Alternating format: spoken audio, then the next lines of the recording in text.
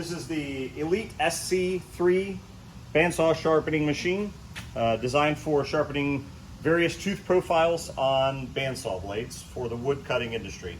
So it is a cam-driven machine with a feed pawl. There are multiple cams in the machine for doing various profiles, from straight back to a swoop back to more of a wood miser type profile. The cams can be switched inside here. You can move this little block to read off of one cam or another, so it's has a cam follower bearing in there. Belt driven grinding wheel, and as I mentioned before, it is a feed pawl system, so it's going to use a feed pawl to drive the band around. Vitrified or ceramic type grinding wheel. You can grind dry or with coolant. It is designed to grind bands up to 2.5 inches wide, various lengths. It has a band support system that can be adjusted up and down for various band lengths.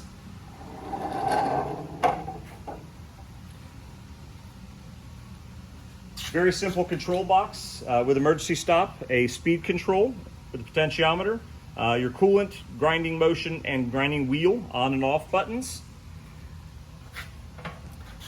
Separate coolant tank that is removable from the base. Can also be mounted directly up against the base. Comes with a magnet which can be affixed anywhere in here to catch the heavy particles before they go into the coolant pump.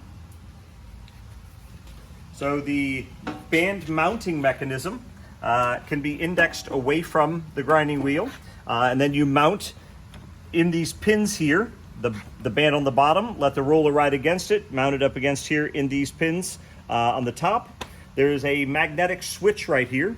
So when you set up to grind a band and you have everything dialed in and you start grinding, you can take this magnet. It is delivered with this magnet right here. You unclip this and you'll mount it to the side of the band down here, let's say, and when it goes all the way up and back around, it will activate this switch to turn the machine off.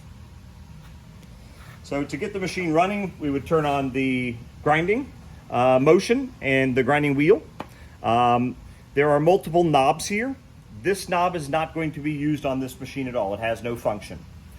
This knob is going to be used to move the grinding wheel away from and toward the band.